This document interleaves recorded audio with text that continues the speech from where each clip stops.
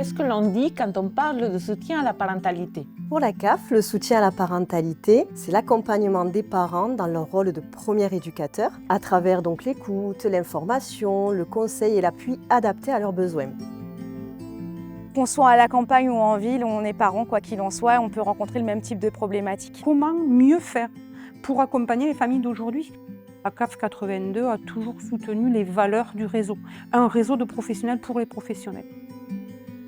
L'idée est de pouvoir soutenir les parents à chaque étape charnière, quel que soit l'âge en fait de leurs enfants, que ce soit de la naissance jusqu'à l'adolescence et voire plus, en développant des dispositifs avec les acteurs de territoire et en veillant bien sûr à leur bonne articulation.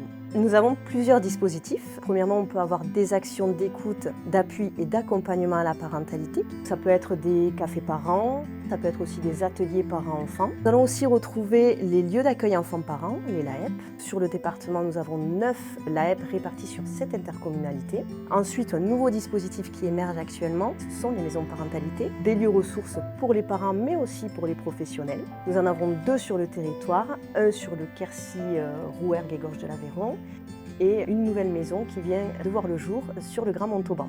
D'autres dispositifs tels que les contrats locaux d'accompagnement à la scolarité, une plateforme de médiation familiale, 2 espaces rencontres, également une plateforme téléphonique d'écoute, une écoute immédiate et bien sûr anonyme. Donc accompagner de façon inconditionnelle tous les parents, leur faciliter l'accès à l'information et les échanges entre pairs, lutter contre l'isolement, favoriser l'égalité des chances et notamment dans le système éducatif. Ça va aussi faciliter les relations parents-enfants et notamment quand il y a des situations de séparation. En fait, c'est vraiment gagner en cohésion et en compétences parentales pour mieux accompagner les enfants et les parents.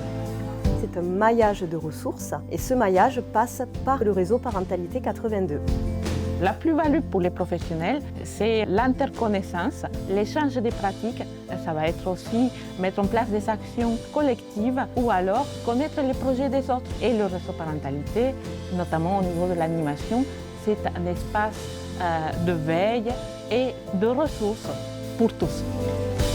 Faire évoluer les pratiques de chacun et valoriser aussi le vivre ensemble et l'intelligence collective.